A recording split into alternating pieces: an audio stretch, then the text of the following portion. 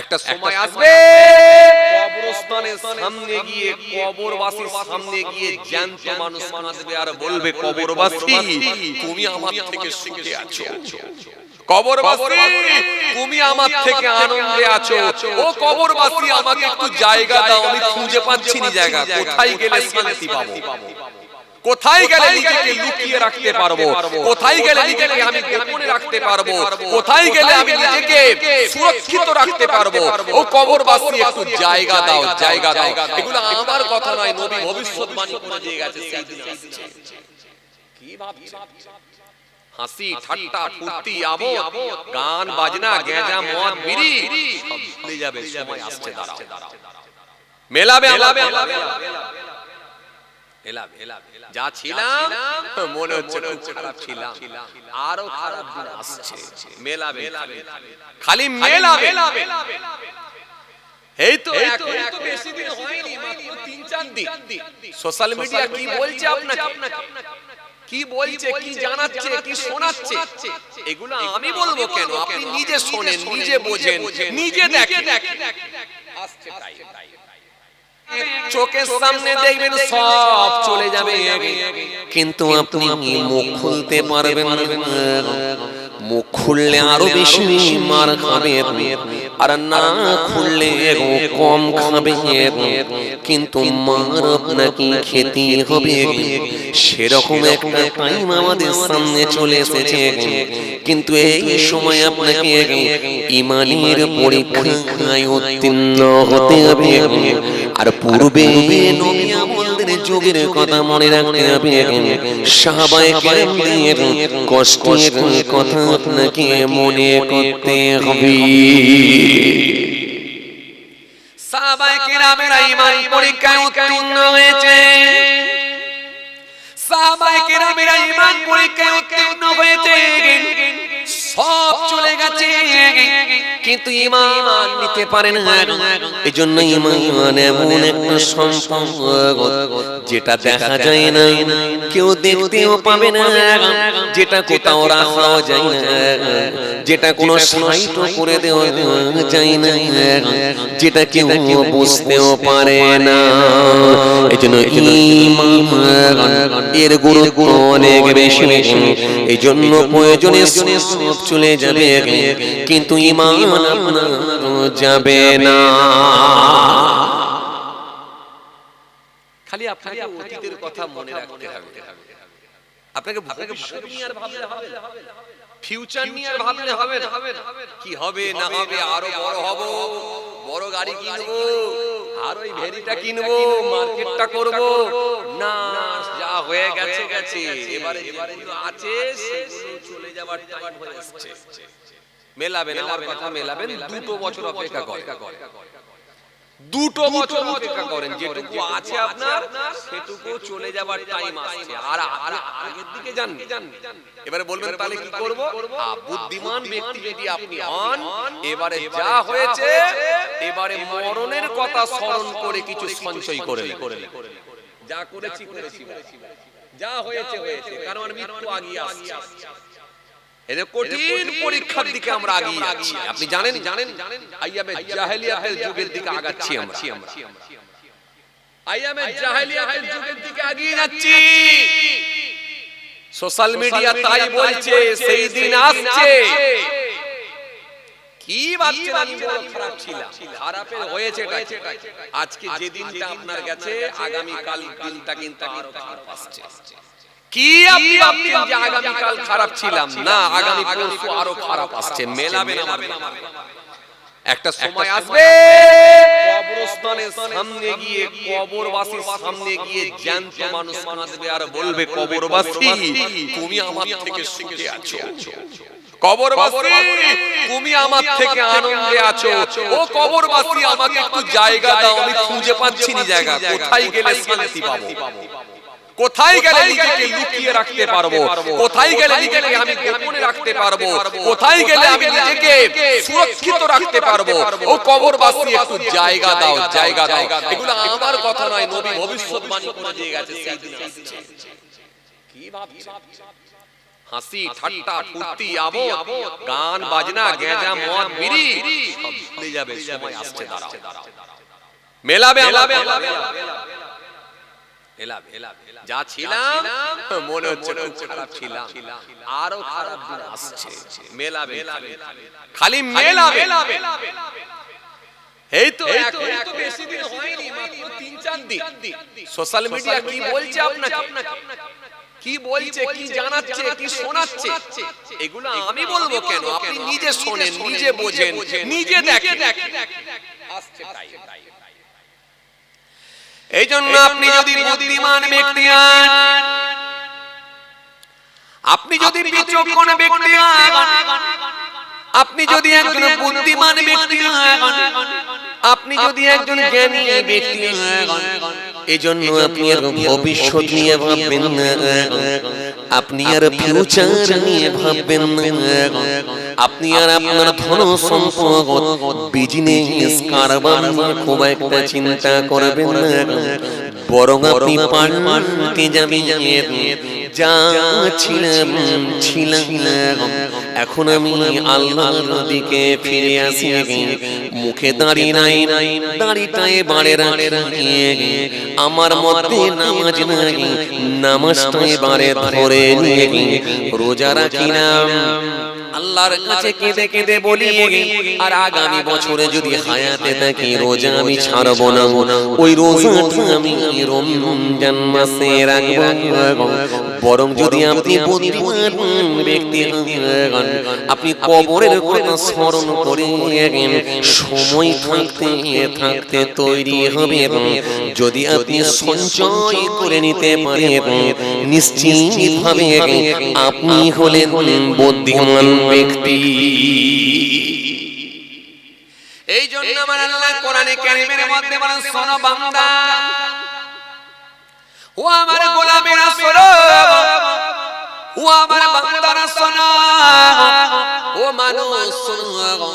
এই জন্য আমি আল্লাহ কোরআনের মধ্যে বলি, ইয়া আইয়ুহাল্লাযীনা আমানু লা তুলহিকুম আমওয়ালুকুম ওয়ালা আওলাদুকুম আন যিকরিল্লাহ ওয়া মান ইয়াফআল যালিকা ফাউলাইকা হুমুল খাসিরুন। আল্লাহ আয়াত দিয়ে স্পষ্ট ঘোষণা দিলেন, ও বান্দা বাড়াবাড়ি বেশি করো না, বাড়াবাড়ি বেশি করো না, লাফালাফি বেশি করো না, ও বান্দা আমার দিকে ফিরে এসো। ইয়া আইয়ুহাল্লাযীনা আমানু, হে ঈমানদারগণ, লা তুলহিকুম আমওয়ালুকুম ওয়ালা আওলাদুকুম আন যিকরিল্লাহ। দুনিয়ার মাল, দুনিয়ার সন্তান, দুনিয়ার সন্ততি, দুনিয়ার কাজ, দুনিয়ার কারবার, দুনিয়ার বিজনেস তোমাদেরকে যেমন আমার জিকির থেকে গাফিল না করে দেয়, আমার জিকির থেকে তোমাদেরকে যেন বিমুখ না করে দেয়, দূরে না সরিয়ে দেয়। ইয়া আইয়ুহাল্লাযীনা আমানু لا تلهكم أموالكم ولا أولادكم عن ذكر الله ومن يفعل ذلك فأولئك هم الخاسرون। যদি তোমরা আমার জিকির থেকে গাফিল হয়ে যাও, যদি তোমরা আমার জিকির থেকে বিমুখ হয়ে যাও, যদি তোমরা আমার দ্বীন থেকে যদি বিমুখ হয়ে যাও, যদি তোমরা আমার দ্বীন থেকে যদি সরে যাও, ফাউলাইকা হুমুল খাসিরুন। অবশ্যই অবশ্যই তোমরা ক্ষতিগ্রস্ত হবে।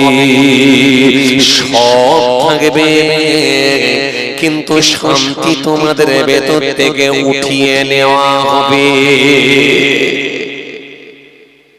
পান দোকানে পান থাকবে, খেতে আর ইচ্ছা করবে না।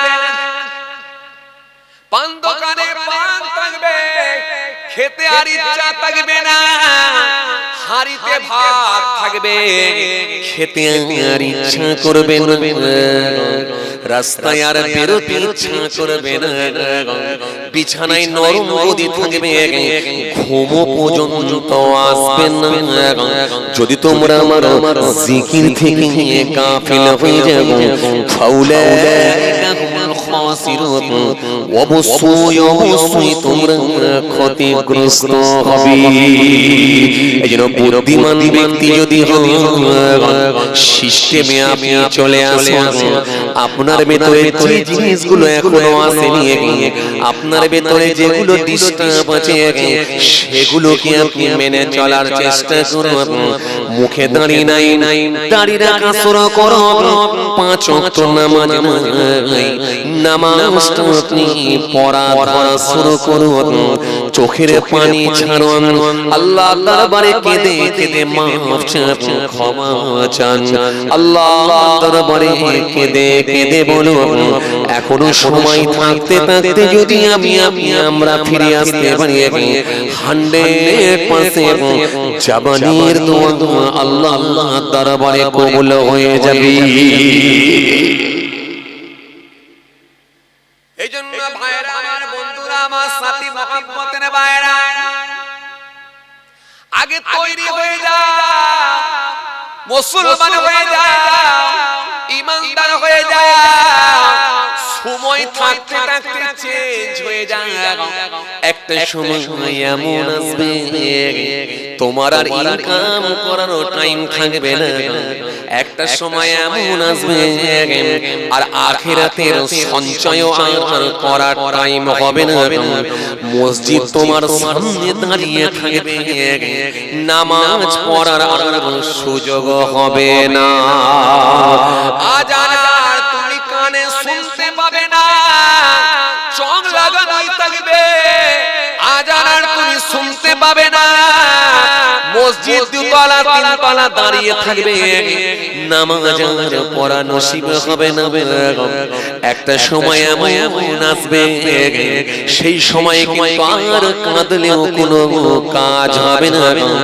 আফসোস হবে, আয় আফসোস আফসোস আফসোস। যদি আমি আগে চেঞ্জ হতাম, 2-4 বার মসজিদে ঢুকতাম, নিজেকে বড় ভাগ্যবান বলে মনে করতাম। এমন সময় এসে গেল মসজিদে আর ঢোকার সুযোগ নাই। সেই দিন কিন্তু আর খুব বেশি দিন না। কথা মেলাবে, বেশি নয়, মাস 6 বছর খানেক অপেক্ষা করুন, মিলিয়ে নেবে। আসেন, ভুল বুঝবেন না, রাগ করবেন না। আসেন, পরিবর্তন ছাতায় যদি না আসেন, সাইজ হয়ে যেতে হবে। ইকুলো যাবে, উকুলো যাবে। আর যদি আমরা পরিবর্তনের ছাতায় আসতে পারি, আল্লাহর ভয়ভীতি যদি আমাদের ভিতরে পর্যাপ্ত যদি নিয়ে আসতে পারি, হাবিবুল্লাহর সিস্টেমে যদি আমরা কিছু অন্তত দিনকে মান্যতা দিয়ে যদি আমরা কিছু অন্তত ভালো কাজ গুড়িয়ে নিতে পারি, নিশ্চিত ভাবে আমার আল্লাহ হয়তো পরকালটা আমাদের জন্য শান্তির জায়গা করে দিতে পারে। এইজন্য পরকালের গুরুত্ব দিয়ে যদি আপনি এখান থেকে কিছু সঞ্চয় করে নিতে পারে, নিশ্চিত ভাবে আপনি হবেন বুদ্ধিমান। আর যখন আপনি নামাজ, রোজা, দিন ধর্ম করবেন, আপনাকে মিলিয়ে নিতে হবে, দেখে নিতে হবে। আমি টেস্ট করে দেখে নেব কোরআন হাদিসের মাপকাঠি দিয়ে আমি কতটা ধার্মিক হতে পেরেছি। কেন? কোরআন হাদিসের মাপকাঠি আপনাকে দিতেই হবে, কোরআন আপনাকে মানতেই হবে, নবীর হাদিস আপনাকে মানতেই হবে। কোরআন ঘোষণা দিয়েছে, ওমাল্লাম ইয়াহকুম বিমা আনজালাল্লাহ ফাউলাইকা হুমুজ যালিমুন, ওমাল্লাম ইয়াহকুম বিমা আনজালাল্লাহ ফাউলাইকা হুমুল ফাসিকুন, ومن لم يحكم بما أنزل الله فأولئك هم الكافرون।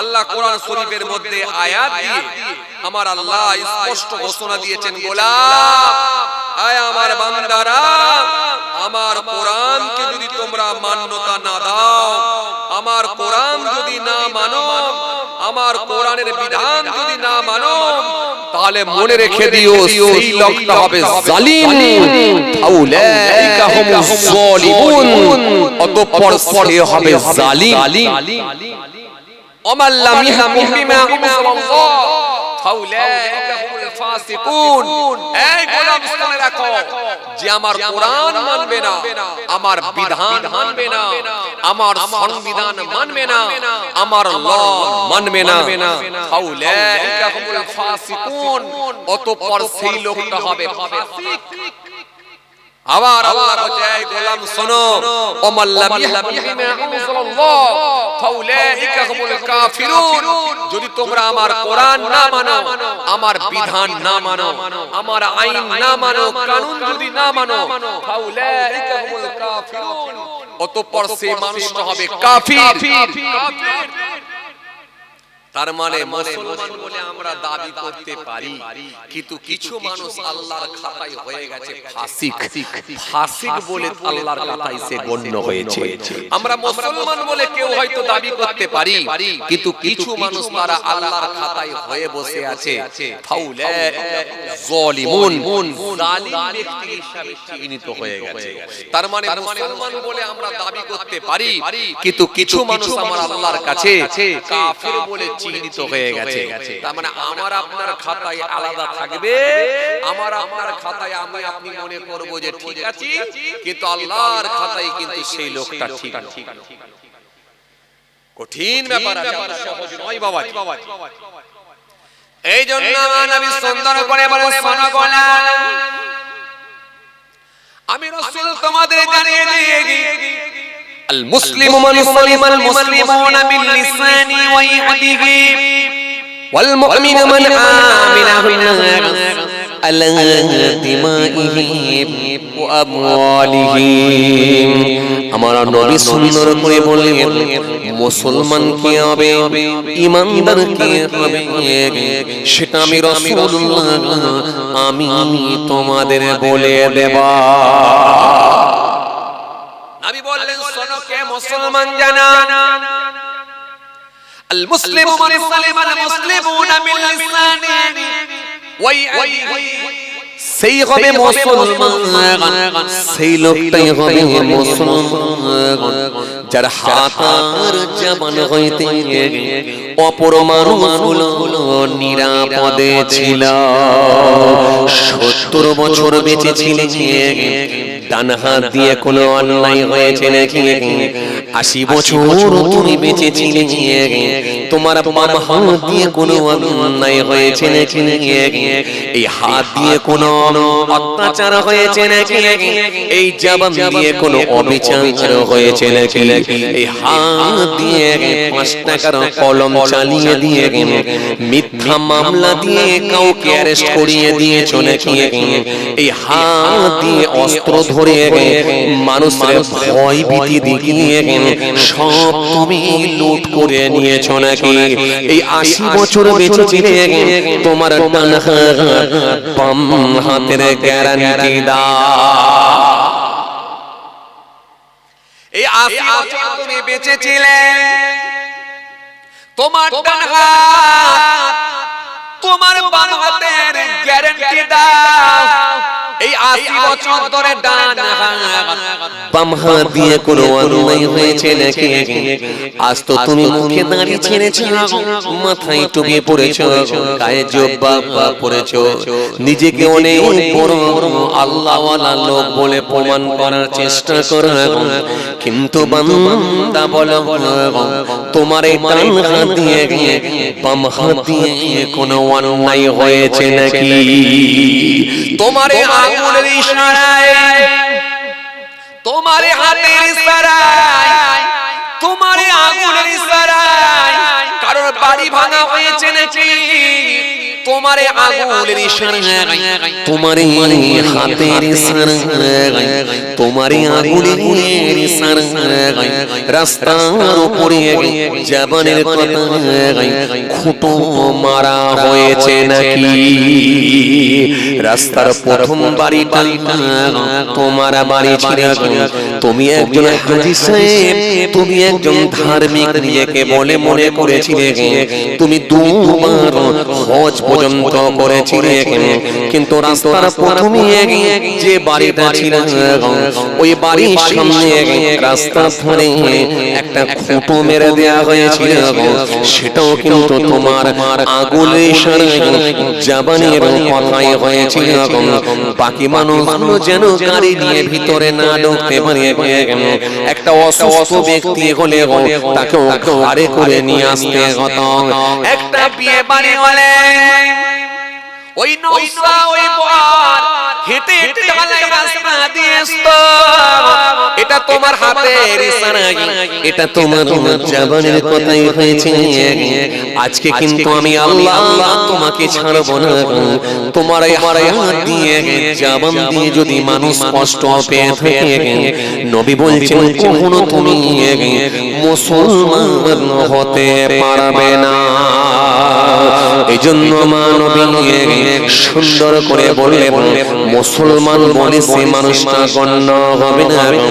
এই জন্য বাবাজি কিতাবের মধ্যে পাওয়া যায় আমাদের সমাজে বহু মানুষ মুসলমানের খাতাতে ওর নাম এখনো ওঠে না। সমাজে এমন মানুষ আছে, আপনি অবাক হয়ে যাবেন। এমন সমাজে মানুষ আছে তিনবার হজ করেছে, নিজেকে পাঁচ ওয়াক্ত নামাজি বলে দাবি করে, নিজেকে অনেক ধার্মিক বলে দাবি করে, নিজেকে অনেক দরবেশ বলে দাবি করে। জুমার দিনে জুমার নামাজটা আদায় করে বেলা 1:30টার সময় ঢালাই রাস্তার উপর দিয়ে হেঁটে হেঁটে হেঁটে হেঁটে হেঁটে হেঁটে হেঁটে হেঁটে চলে যায়।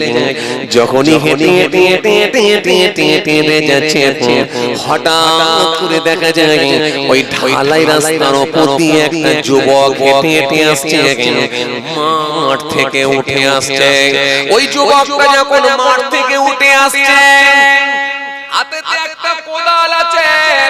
জমি বাড়িতে পানি পাওয়াতে গিয়েছিলাম, আলু বাড়িতে পানি পাওয়াতে গিয়েছিল, হাতেতে একটা কোদাল আছে। কোদালটা নিয়ে যখন উঠে আসছে, তার পরনের কাপড় লুঙ্গিটা কাদায় ভিজে গেছে, কাদা পানি লুঙ্গিটাই লেগে আছে, তার এক সাইজ গেঞ্জিটাও কাদা পানি লেগে আছে, তার গালেতে কাদা পানি, গায়েতে কাদা পানি লেগে আছে। যুবকটা যখন হেঁটে হেঁটে হেঁটে আসছে, হঠাৎ করে দেখা যায় ওই ধার্মিক নামাজি ওই ব্যক্তিটা ওই হাজী সাহেব সেই সময়ে বলে উঠল, এই যুবক, এই যুবক, এই যুবক, তুমি আজকে জুমার দিনে জুমার নামাজটাও পড়লে না, মরে গেলে কোথায় যাবে? এটা কি একবারও তুমি ভাবলে না? 5 ওয়াক্তের নামাজ তুমি পড়ো না, রমজান মাসে রোজাও তুমি রাখো না, যাকাত দিও কি দিও না, এটা আল্লাহ ছাড়া কেউ জানে না। আর আজকে তুমি জুমার দিনে জুমার নামাজটা পড়ো না, তোর আখিরাত বরবাদ, তুই মরলে জাহান্নামে যাবি। যখন এরকম বেফাস কমেন্ট করে দিলাম, সঙ্গে সঙ্গে আমার আল্লাহ বলে দিলেন, মানজাল্লাযী ইয়াতাআল্লা আলাইয়া আল্লাহ গফিরলি ফুলানি কদ গফারতু লাহু ওয়া হাবাতু আমালিকা। সঙ্গে সঙ্গে আমার আল্লাহ বলে, সোনা নামাজি, শোনো হাজী সাহেব, শোনো দরবেশ, তোমাকে এত বড় কথা বলার দায়িত্বটা তো আমি আল্লাহ দিলেন। ওই যুবকটাকে তুমি বললে তোর আখিরাত বরবাদ, তুই মরলে জাহান্নামে যাবি, এটা তুমি কেমন করে বললে? আজকে কিন্তু আমি আল্লাহ তোমাকে ছাড়ব না। মানজাল্লাযী ইয়াতাআল্লা আলাইয়া আল্লাহ গফিরলি ফানানি কদ গফারতু লাহু ওয়া হাবাতু আমালিকা। সঙ্গে সঙ্গে আমার আল্লাহ বললেন, মান যাল্লাযী ইয়াতাআল্লা আলাইয়া, কি আছে আমার উপরে অর্ডার জারি করে আল্লাহ গফিরুলি ফালানি, আমি নাকি তাকে maaf করব না, ওই যুবকটাকে নাকি ক্ষমা করব না। কত গফরতু লাহু, আমি ওই যুবকটাকে maaf করে দিলাম, আমি ওই যুবকটাকে ক্ষমা করে দিলাম। ওয়া হাবাতু আমালিকা, তোমার আমলকে আমি আল্লাহ বরবাদ করে দিলাম, তোর আমলকে আমি আল্লাহ শেষ করে দিলাম। এত বড় কথা বলার অধিকারটা কে দিলাম? এত বড় কথা বলার ক্ষমতাটা কে দিলাম? আমি আল্লাহ বলি তোমার আমলকে আমি শেষ করে দিয়েছি। যত বড় তুমি নামাজি হও না কেন, যত বড় তুমি দাঁড়িয়েওয়ালা টুপিওয়ালা জুব্বাওয়ালা হও না কেন, যত বড় নিজেকে পরেশগার বলে ধারণা করো না কেন, তোমার জবানটাকে তুমি নিয়ন্ত্রণে না রাখতে পারার কারণে, তোমার জবানকে তুমি কন্ট্রোলে না রাখতে পারার কারণে আমি আল্লাহ তোমার আমলকে বরবাদ করে দিলাম। কথা কিছু বুঝতে পারছেন বাবাজি? এর নাম ধর্ম, এটার নাম ধর্ম। ধর্ম করলে সব সংযত হয়ে যাবে। তার হাঁটা আলাদা হবে, খাওয়া আলাদা হবে, জবান আলাদা হবে, হাত আলাদা হয়ে যাবে, পা আলাদা হবে, লেবাস পোশাক, তার কার্যকলাপ, তার কর্মকাণ্ড, তার ব্যবসা, তার ভাবনা, তার চিন্তা, তার চেতনা সবটাই তাকে পাল্টে দেবে যদি ধর্ম। আর যদি পাল্টাতে না পারে তার মানে ধর্ম হয় না। ধর্ম হয় না, পুরো চেঞ্জ হয়ে যাবে। যদি সে ধর্ম করে পুরো পাল্টে দেবে। এত সহজ নয় বাবা, যতটা সহজ আমরা মনে করছি ততটা সহজ না। আমাদের ধারণা আছে সারা জীবন যা খুশি তাই করো, বুড়ো বয়সে দাড়ি রেখে নামাজ পড়ে জান্নাতে চলে। এটা আমাদের একটা ধারণা। 28 বছরের ছেলেটাকে যদি বলা হয় কই ভাই নামাজ পড় না রে ভাই, পড়বো। চাচা যদি বলে কই গো বাবাজি নামাজটা পড়ো না গো, করবো চাচা পড়বো। কে বলেছে পড়বো নি চাচা? আমি তো নামাজ পড়বো চাচা, জুম্মাটা পড়ি, পড়বো নি কে বলে? আমার আব্বা পড়তো, আমার দাদু পড়তো, আমি আবার পড়বো নি? আপনাকে বুঝিয়ে দে। কেন ধরে রেখেছে আমার বাপ বুড়ো বয়সে দাঁড়িয়ে রেখেছিল, বুড়ো বয়সে নামাজ পড়েছে, তার মানে আমি যা করব বুড়ো বয়সে করব।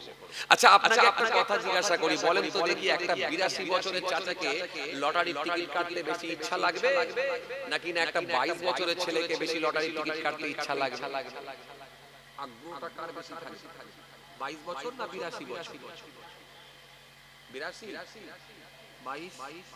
22। আচ্ছা বলেন তো দেখি একটা 75 বছরের চাচা সিনেমা দেখতে বেশি ইচ্ছা লাগবে না একটা 26 বছরের ছেলেকে সিনেমা দেখতে বেশি ইচ্ছা লাগবে? কার লাগবে? 26। তার মানে এখান থেকে পরিষ্কার হয় গোনা হয় কখন? যুবক বয়সে বেশি। কথা বলে যুবক বয়সে বেশি, এটা পরিষ্কার। 82 বছরের ওই চাচাটার লটারির টিকিট কাটার আর ইন্টারেস্ট থাকবে না। সে বলবে বাবা 3 বার মিনি স্ট্রোক হয়ে গেছে, পায়ে বাত হয়ে গেছে, মাজা ভেঙে গেছে, কোন রকমের লাঠি ধরে মসজিদে যাচ্ছি, নামাজটা পড়ছি, আবার তুই লটারি কেটে আবার জাহান্নামের রাস্তা দেখাতে এসেছিস, সরে যা আমার কাছ থেকে। ওই চাচার আর ইন্টারেস্ট লাগবে না। কিন্তু যে ছেলেটার 22 বছর, সে ভবিষ্যৎ নিয়ে ভাবছে, ফিউচার নিয়ে ভাবছে, সে ভাবছে আমি 500 টাকা ইনকাম করি, রাজমিস্ত্রি কাজ করে কবে বড় বাড়ি করব, ডাক্তারের উঁচু বাড়ি, প্রফেসরের উঁচু বাড়ি, আমার এলাকার প্রধান সাহেবের উঁচু বাড়ি, আমার এলাকার মাস্টার সাহেবের উঁচু বাড়ি। কিন্তু আমার কি আর উঁচু বাড়ি হওয়ার শখ নেই? এজন্য ইচ্ছা লেগেছে লটারির টিকিটটা অন্তত কাটতে। তাহলে এই 22 বছরের ছেলে গোনা হওয়ার সম্ভাবনাটা বেশি। তার মানে গোনা যখন হওয়ার সম্ভাবনা বেশি, আল্লাহ তখনই বলছে বান্দা তুমি ধর্ম করো। ধর্ম করলে তুমি গোনা থেকে গোনা থেকে তুমি বিরত থাকতে পারবে। ধর্ম করলে তুমি কিন্তু একটা সিস্টেমেটিক চলতে পারবে। তোমাকে চালানোর জন্য আমি বলছি ধর্ম করো। আর আমরা বলছি কখন করব? সেই 60 বছর পার হয়ে গেলে কথা বলে 60 বছর যখন পার হয়ে যাচ্ছে, আপনি স্কুলে সার্ভিস করলে, শিক্ষকতা করলে, স্কুল থেকে আপনাকে রিটায়ার করে দেয়। কলেজে সার্ভিস করছেন আপনি রিটায়ার করে দিচ্ছে, মাদ্রাসায় সার্ভিস করছেন আপনি, হ্যাঁ আপনাকে রিটায়ার করে দিচ্ছে, দিয়ে বলছে পেনশন লাও, ঘরে বসে বসে খাও। আর তোমাকে চাকরি করতে হবে না। কেন? চোখে কম দেখছো, মাজাই ব্যথা হয়ে গেছে, হাঁটতে পারোনি, হাত ভালো করে চলতে হাত ভালো করে তুলতে পারোনি, ঘাড় ভালো করে ঘুমাতে পারোনি, ভালো করে এখন কথা বলতে পারোনি, দাঁত ভেঙে গেছে, তোতলা হয়ে গেছো, এখন আর 60 বছরের চাকরি করা যায়? তোমার কাছ থেকে ছেলেরা কি শিখতে পারে? সরে যাও, এখন আর চাকরি করতে হবে না, বসে বসে লাও টাকা, লাও পেনশন পাও, ঘরে থাক। তাহলে 60 বছরে যখন তাকে স্কুলে সার্ভিস করতে বারণ, চাকরি করতে বারণ, তাকে যখন আপনার কি বলে মাদ্রাসায় সার্ভিস করতে বারণ, শিক্ষকতা করতে যখন তাকে বারণ করে দিয়ে যখন পেনশন দিয়ে ঘরে বসিয়ে দেয়, তার মানে সে রিটায়ার লাইফ। যখন সে দুনিয়ার খাতা থেকে রিটায়ার হচ্ছে, তখন ইসলামের খাতায় সে ইসলামের খাতায় তখন নাম লেখাচ্ছে। তার মানে বুঝতে পারছেন, এখানে কেটে গেলে ওখানে নাম লেখা। এই কথা কি পাচ্ছি না? কি বলছি? হ্যাঁ, তাহলে এখান থেকে যখন নাম কেটে যাচ্ছে তখন সে ইসলামের খাতায় নাম লেখাচ্ছে। তার মানে বুঝতে পারছেন, ইসলামের খাতায় যখন নাম লেখাবে পুরো বয়সে, সে কি আর সিস্টেমেটিক চলতে পারবে? সে কি আর সিস্টেমেটিক চলতে পারবে? পারবে না। আসরের নামাজ পড়তে যাবে ঠিকই, কিন্তু গোল করে যখন লটারি গোল করে যখন তাস খেলবে, তখন ওই চাচাটা যাওয়ার সময় উঁকি মেরে দেখবে, দেখে বলবে চালটা ঠিক হচ্ছে নাকি একবার দেখি। কেন বলেন? ওই যে বুড়ো বয়স হয়ে গেল, নামাজ পড়া ধরেছে ঠিকই, কিন্তু যুবক বয়সে তো খেলার গতিটাও অনেক বেশি ছিল। তার মানে ওই যে যুবক বয়সের অভ্যাস, সেটা কিন্তু এখনো পুরোপুরি ছেড়ে দিতে পারছে না। এই জন্য আল্লাহ বলেন, নাবালক থেকে যখন তুই সাবালকে পদার্পণ করবি, তখন থেকে তুই ধর্মবান। কেন? যুবক বয়সে যখন তোমার অন্যায় হওয়ার বেশি সম্ভাবনা থাকবে, তখন তোমাকে ধর্ম যে দিয়েছি তোমাকে গাইড করবে, ধর্ম তোমাকে সোজা পথ দেখাবে। আপনি খবর নিয়ে দেখেন, ম্যাক্সিমাম বুড়ো লোকেরা সব দাঁড়িয়ে রেখেছে, সব বয়স হলে দাঁড়িয়ে রেখেছে, ম্যাক্সিমাম সব 50 এর উপরে গেলে তবে দাঁড়িয়ে। খবর নিয়ে দেখেন, ধর্ম মানে ম্যাক্সিমাম সব 50 এর উপরে গিয়ে, এই 50 এর উপরে গিয়ে যদি করা হয়, তাহলে 50 পর্যন্ত তো খাতা ফাতা, সেই হিসাবটা কে দেবে ভাই? হাদিসে এসেছে তো, আর আয়েশা রাদিয়াল্লাহু তাআলা আনহা قال رسول الله صلى الله عليه وسلم ليس احد يحاسب الا على নাই মানে যদি আমার আল্লাহ প্রশ্ন করে, কোশ্চেন করে, সেই মানুষটা 100% ধ্বংস হয়ে যাবে, প্রশ্নের জবাব দিতে পারবে না। কত কঠিন ব্যাপার! হ্যাঁ, করে জবাব দিতে পারবে না, আর না থাকলে করে জবাব দিতে পারবে না, আর না থাকলে। কথা কিছু বুঝতে পারছেন বাবাজি? আসেন, ভুল বুঝবেন না, রাগ করবেন না, আল্লাহর কাছে মাফ চাওয়া আর তওবা করে ফিরে আসা ছাড়া, এছাড়া দ্বিতীয় কোনো লাইন নাই। এই জন্য আমি সুন্দর করে বলে শোনা বলেন, ওয়াল মুমিনু মান আমিনা গুন্নাস আলা দিমাইহিম ওয়া আমওয়ালিহিম, সেই হবে পবিত্র মুমিন যার জানার মান হইতে অপর মানুষগুলো নিরাপদে থাকি। 80 বছর তুমি বেঁচে ছিলে, 60 বছর তুমি বেঁচে ছিলে, 75 বছর বেঁচে ছিলে, তোমাকে কথা দিতে হবে জানের ক্ষতি আমি কারোর করি না। তোমাকে কথা দিতে হবে আমি কারোর মালের ক্ষতি করি না। যদি তুমি জানের ক্ষতি মালের ক্ষতি না করে থাকো, সেই মানুষটাই হবে একজন প্রকৃত মুমিন। প্রকৃত মুমিন ইমানদার ধার্মিক যদি আপনাকে হতে হয়, তাহলে শরীয়তের দৃষ্টি দিয়ে, শরীয়তের লিস্ট দিয়ে, শরীয়তের মাপকাঠি দিয়ে, তাহলে আপনাকে মেপে দেখে নিতে হবে কোন জায়গায় আপনি আছেন। খুব চাপ, শুধু বললে হবে না বাবাজি। কত নেতা নেবেন, কত নেতা নেবেন, রাজনীতির নেতা কত নেবেন, বুড়ো বয়সে এই দাঁড়ি রেখে বড় জুব্বা পরে মসজিদে ঢুকছে, লোকে বলছে এখন আল্লাহর ওলি। কটা নেবে রাখো, কটা নেবে এই সিস্টেমেটিক না চললে হিসাব কিন্তু আল্লাহর দরবারে দিতে হবে। এই জন্য আমার আল্লাহ কোরআনের মধ্যে সুন্দর করে বললেন, হে গোলাম শোনো, আমার আল্লাহ সুন্দর করে জানালেন, ও গোলাম শোনো, আমি আল্লাহ সুন্দর করে জানিয়ে দিয়েছি, তুমি যদি একজন নিজেকে ধার্মিক ঈমানদার বলে মনে করো, তোমার ভেতর থেকে কতগুলো গুণ পাওয়া যাবে, এগুলো তোমাকে মিলিয়ে দেখে নিতে হবে।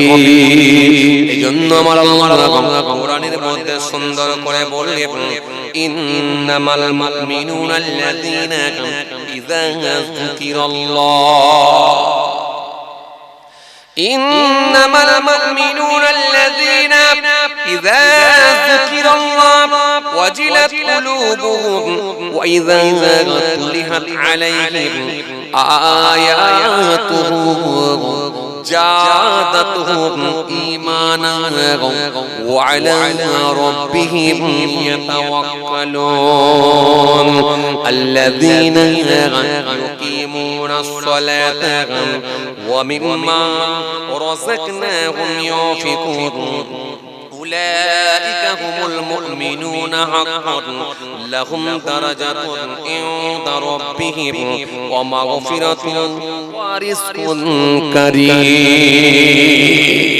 এই জন্য আমার আল্লাহ কোরআনের মধ্যে সুন্দর করে বললেন, হে গোলাম শোনো, ও গোলাম শোনো, আমার আল্লাহ কোরআনের মধ্যে বললেন, ইন্নামাল মুমিনুনা আল্লাযীনা ইযা যুকিরাল্লাহ ওয়াজিলাত কুলুবুহুম ওয়া ইযা তুলিহাত আলাইহিম আয়াতুহু زادتهم إيمانا وعلى ربهم يتوكلون।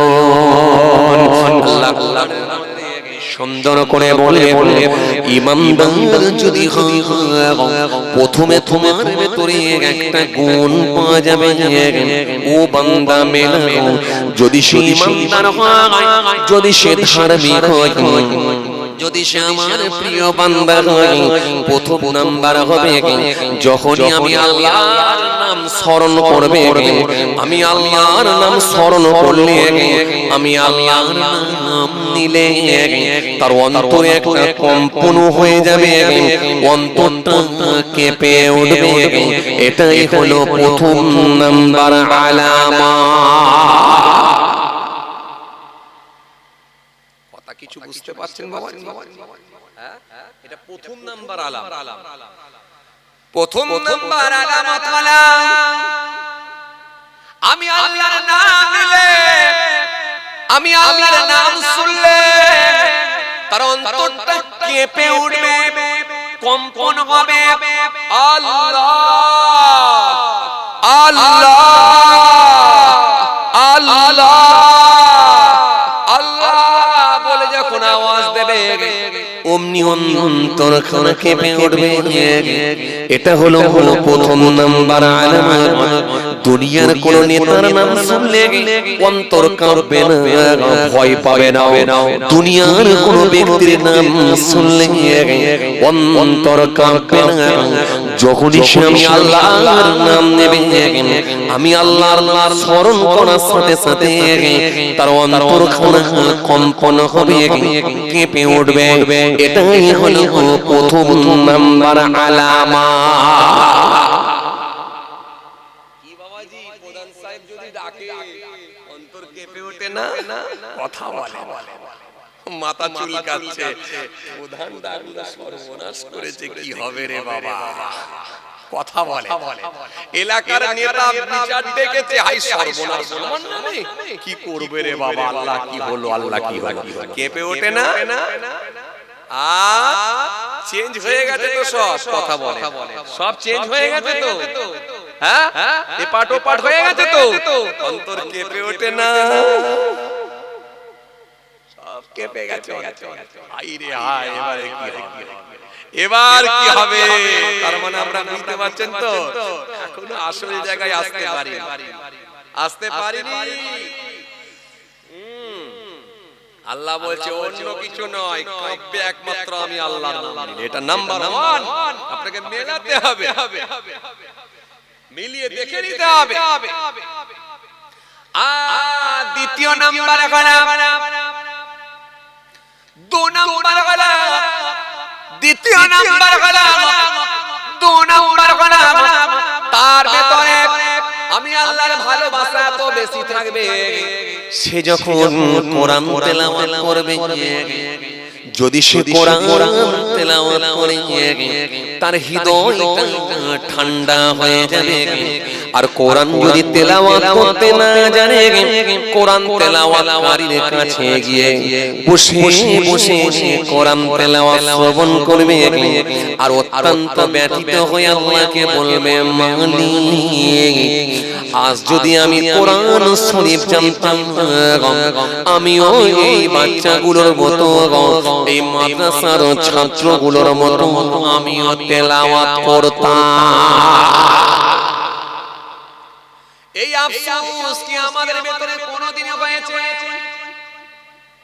নিজে কোরআন তেলাওয়াত করতে পারে না, আর কোরআন তেলাওয়াতকারী যারা আছে তাদের কাছে গিয়ে কোরআন তেলাওয়াত কোনোদিন শুনে না। পাশে একটা হাফেজি মাদ্রাসা আছে, পাশে একটা খারেজি মাদ্রাসা আছে, পাশে একটা মক্তব আছে, পাশে একটা দ্বীনি তালিম দেওয়ার ব্যবস্থা আছে, সেখানে গিয়ে একটু কোরআন শরীফ শুনবো। কাজ থেকে ফিরেছি, ব্যবসা থেকে ফিরেছি, এখন তো আমার হাতে অনেক সময় আছে, অন্তত ওখানে বসে বসে একটু তেলাওয়াত শুনিয়ে, এটা আমার মন চায় না, মন চায় না। বরং সে যদি সময় পায় চায়ের দোকানে যেতে মন চায়। কথা বলছেন না কেন বাবাজি? একটু কথাবার্তা বলে, জেগে তো আছেন ভালোই দেখছি, একটু কথাবার্তা বলে। মন কোথা চায়? কোরআন শরীফ পড়তে জানে না, কোনদিন ব্যতীত হয়ে আল্লাহর কাছে বলে, ও আল্লাহ আমি কি ভুল করেছি, কোরআন শরীফ শিখতে পারলাম না। কোরআন শরীফটা উঁচু করে কোরআন শরীফ খুলে বিসমিল্লাহির রহমানির রহিম, বিসমিল্লাহির রহমানির রহিম, বিসমিল্লাহির রহমানির রহিম, বিসমিল্লাহির রহমানির রহিম, এরকম করে বলে বলে লাইনগুলোকে পার করে না। জীবনে কোরআন শরীফ খুলে দেখে না, এমনকি কোরআন পড়ার ইচ্ছাও লাগে না। আর কোরআন তেলাওয়াতকারী যারা আছে তাদের কাছে গিয়ে কোনোদিন বসে না। এমন মানুষ আছে দেখবেন এই সমাজে, এমন মানুষ আছে দেখবেন কোরআন তেলাওয়াতকারী যারা তাদের কাছে বসে বসে শুনে না, বরং সময় যদি পায় চায়ের দোকানে যাওয়া তাদের ভালো হয় মনে হয়, চায়ের দোকানে যাওয়াটাই মনে হয় ভালো হবে। এজন্য চায়ের দোকানে টাইম পাস করতে বড় ইচ্ছা লাগে ভাই। 3 দিন যদি নিম্নচাপ হয়ে যায়, 3 দিন যদি পানি হয়ে যায়, 2 দিন যদি পানি হয়ে যায়, চায়ের দোকানে যদি না যেতে পারে মনের দিক দিয়ে বড় ব্যথিত। সমাজে এই লোক আছে না? হ্যাঁ, ছাতা নিয়ে বেরিয়েছে, কান করে একটা বজ্রপাত, যেই বজ্রপাত পড়েছে অমনি ছাতা নিয়ে ঘরের দিকে ফিরে আসছে, আর মাথা চুলকে আফসোস করে বলছে, কালকেও যাওয়া হলো নি, আজকেও মনে হবে। এরকম যদি ডেলি পানি হয় কি করি বলো দেখি? মনের দিক দিয়ে কত ব্যথিত হচ্ছে। এটা মেলাতে হবে। কোথায় গেলে আপনি তৃপ্তি পান? জলসায় গেলে আপনি তৃপ্তি পান না চায়ের দোকানে গেলে আপনি তৃপ্তি পান? কোথায় গেলে আপনি মজা পান? কোরআন শরীফ তেলাওয়াত হচ্ছে, সেখানে বসে বসে শুনলে আপনার বেশি ভালো লাগে, মজা পান, স্বাদ পান, নাকি না চায়ের দোকানে গেলে বেশি স্বাদ পান? এটা আপনাকে মেলাতে হবে। এটা হাদিস এসেছে, নবী হাদিস দিয়েছেন। হ্যাঁ, হযরত উমামা থেকে বর্ণিত হাদিস, ওয়া নবী উমামা আন্না রাজুলান সাআলা রাসূলুল্লাহ সাল্লাল্লাহু আলাইহি ওয়াসাল্লাম মাল ঈমান ক্বালা ইযা সারাতকা হাসানাতুকা ওয়া সাআতকা সাইয়্যাতুকা ফা আনতা মুমিনুন। আল্লাহ শোনো শোনো, নবীকে জিজ্ঞাসা করা হলো হুজুর ইমানদার কে, মুমিন কে? নবী বলেন ক্বালা ইযা সারাতকা হাসানাতুকা ওয়া সাআতকা সাইয়্যাতুকা ফাআনতা মুমিনুন। মুমিন ইমানদার সে যখন সে কোনো ভালো কাজ করবে, ওই ভালো কাজে তার মধ্যে আলাদা অনুভূতি আসবে, মজা আসবে, তার মজা আসবে, আলাদা অনুভূতি আসবে, মজা আসবে, স্বাদ আসবে। এটা হবে লক্ষণ। আর তার দ্বারা যদি কোনো অন্যায় কাজ হয়ে যায়, সে ব্যতীত হবে, মনের দিক দিয়ে বড় কষ্ট পাবে। দুটো যদি মেলাতে পারে, ফাআনতা মুমিনুন, আমি নবী বলছি অতঃপর সেই মানুষটাই হবে একজন মুমিন ইমানদার। আপনাকে মেলাতে হবে। আপনি কোথায় বেশি মজা পান? কোথায় বেশি মজা পান? জুমার নামাজ পড়তে গিয়ে সব নামাজগুলো পড়লে বেশি স্বাদ পাচ্ছেন, নাকি না ছটপট করছেন বাইরে চলে গেলে? জুমার নামাজ না পড়ে চলে গেলে ভালো হয়, আর না যদি পড়তে হয় দুই রাকাত পড়ে চলে গেলে ভালো হয়। এটা পড়তে হবে, ছটপট করছে।